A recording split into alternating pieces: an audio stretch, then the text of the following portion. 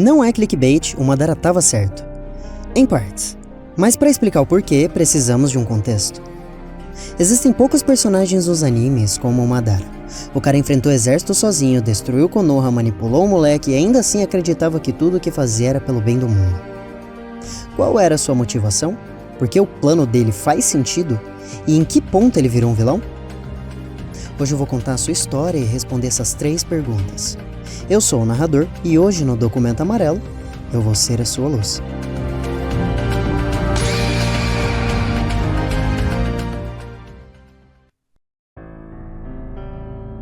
Pra quem não acompanha Naruto desde a época do Hiruzen Sarutobi, ou o rap do Taos, ainda deve estar achando que Akatsuki são os vilões. Tecnicamente eles foram, mas eu vou me poupar do quanto Masashi Kishimoto cagou com os plot twists dessa história. Madara nasceu em um período conturbado e cheio de guerras. Na história de Naruto, esse período foi chamado Período de Guerras de Estado e a mortalidade era tão alta que não existia praticamente nenhum velho. Tipo, nenhum. Imagina que droga, quem que ia ficar na fila da lotérica? Um dia, à beira de um rio, Madara encontrou um moleque chamado Hashirama, que era do país que batalhava diariamente com o país dele. E os dois, mesmo de nações distintas, viraram muito amigos, treinando e compartilhando seus sonhos juntos. Eles foram percebendo suas forças e fraquezas. Infelizmente, eles estavam por lei destinados a se matarem, já que ambos eram os primogênitos que no futuro se tornariam senhores de guerra de suas nações. Em uma treta à beira do mesmo rio que eles se encontraram pela primeira vez, a amizade teria fim.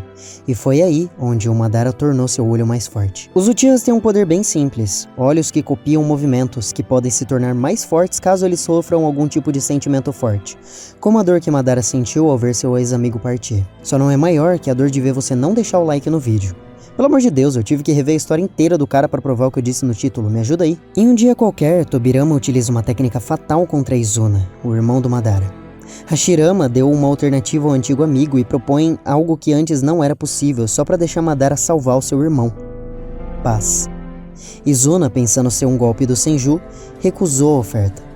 Consequentemente, ele morreu, e assim, transplantando o olho dele, Madara desbloqueou o olho mais poderoso dos Uchiha. Mangekyo Sharingan Eterno. Parênteses aqui, isso suga um chakra do caramba. Por favor, pense 2 vezes antes de roubar o olho do amiguinho. Desbloqueando Susanoo, o cara perde para a forma humana de madeira do Hashirama, e antes de ser morto pelo Tobirama, o Senju Vermelho o impede. Ele ainda quer selar um tratado de paz, só que o Madara tá poucas ideias porque ele acabou de perder o irmão. Então ele diz: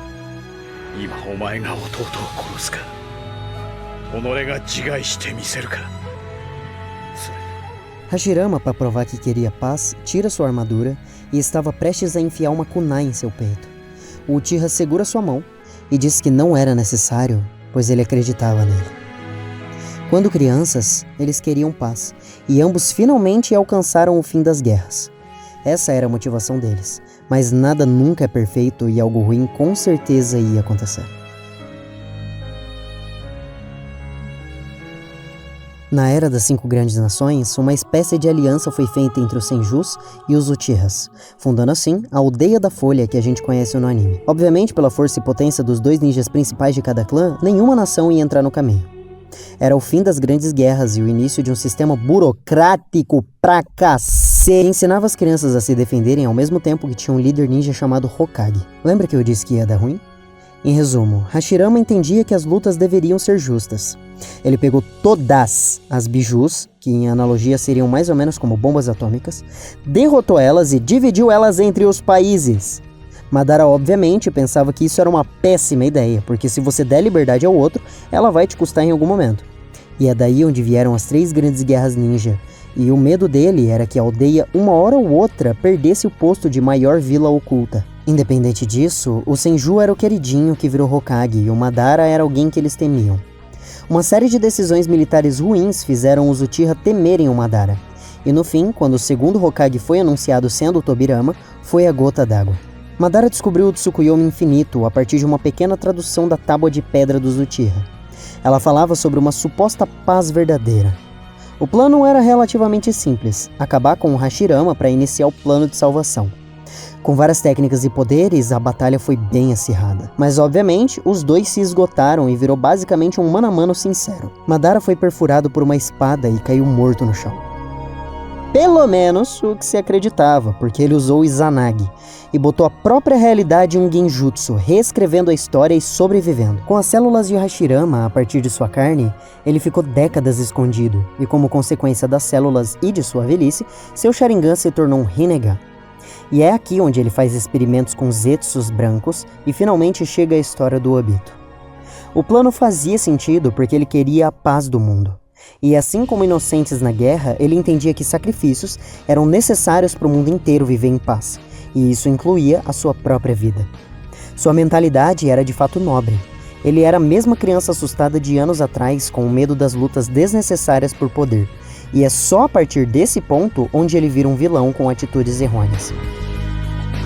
Não é fácil tentar debater sobre o medo ou o objetivo do Madara, e isso nos leva ao dilema do bonde. Existia um bonde desgovernado. De um lado temos 5 crianças num trilho, no outro, 5 idosos. Você pode puxar a alavanca e matar os idosos, ou não puxar e ver as crianças morrerem. Muitos argumentariam que os idosos já viveram o suficiente e não vale a vida de 2 crianças. Mas, e se os 5 idosos fossem criminosos condenados por desviver pessoas? Ou até, e se as 2 crianças fossem no futuro os maiores criminosos condenados pelo mesmo motivo? A justiça pode parecer algo simples como certo e errado, mas só o fato de querer passar o bonde por cima das crianças, mesmo que no futuro elas fossem criminosos condenados, geraria uma discussão gigantesca com muitas pessoas. O objetivo da sua escolha no bonde é tão nobre quanto a do Madara. Vocês só querem a melhor escolha para o mundo. E isso pode variar de pessoa para pessoa.